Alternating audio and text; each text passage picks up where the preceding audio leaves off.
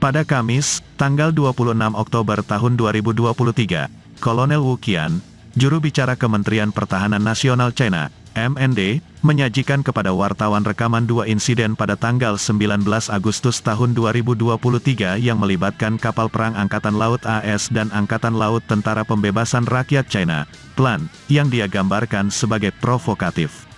Kedua insiden tersebut terjadi di Laut China Selatan dekat Kepulauan Xisha, kepulauan yang dikuasai China yang disebut Kepulauan Paracel dalam bahasa Inggris.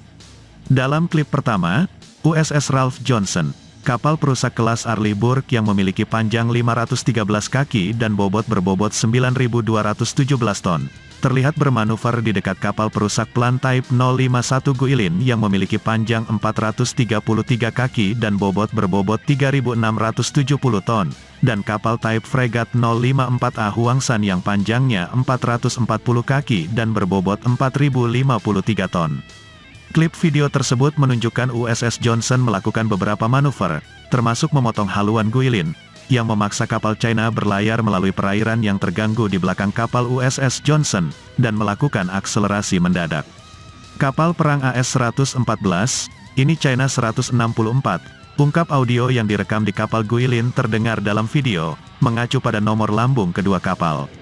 Anda memaksa melintasi haluan saya, itu mengganggu keselamatan saya, papar suara di kapal Guilin dalam rekaman itu.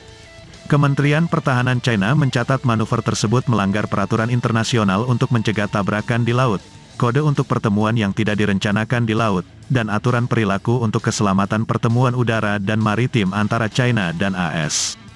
Dalam klip kedua, USS Johnson terlihat berlayar melalui celah antara kapal perang China Guilin dan Huangshan yang berlayar dalam barisan sebagai kelompok tugas. Tindakan pihak AS ini melanggar aturan perilaku untuk keselamatan pertemuan udara dan maritim antara China dan AS, tegas pernyataan Kementerian Pertahanan, Kemhan.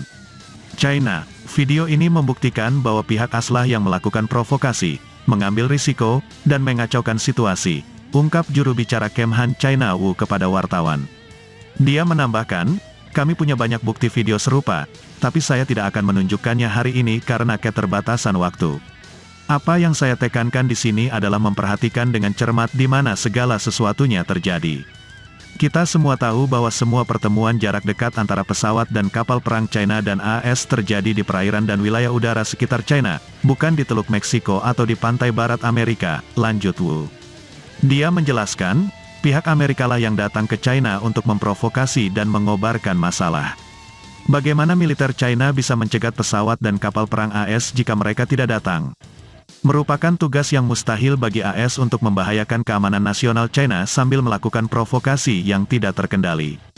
Militer China selalu waspada dan akan mengambil semua tindakan yang diperlukan untuk secara tegas membela kedaulatan, keamanan, dan hak serta kepentingan maritim nasional China, ungkap juru bicara itu.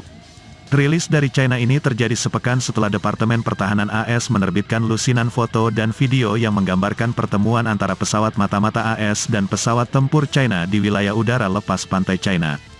Dalam banyak contoh, pesawat China terbang dekat dengan pesawat AS, kadang-kadang sedekat 30 kaki, dan melakukan manuver seperti menjatuhkan suar atau terbang tepat di depan pesawat tempur AS. Pentagon mengatakan rilis video tersebut menggarisbawahi niat kursif China, dengan melakukan perilaku khususnya di wilayah udara internasional. Perilaku operasional semacam ini dapat menyebabkan kecelakaan aktif dan berbahaya serta dapat menyebabkan konflik yang tidak disengaja, papar pernyataan Pentagon. Dalam beberapa tahun terakhir, AS telah secara dramatis meningkatkan kehadiran militernya di udara, laut, dan darat di dekat China sebagai bagian dari persaingan kekuatan besar dengan China dan juga Rusia.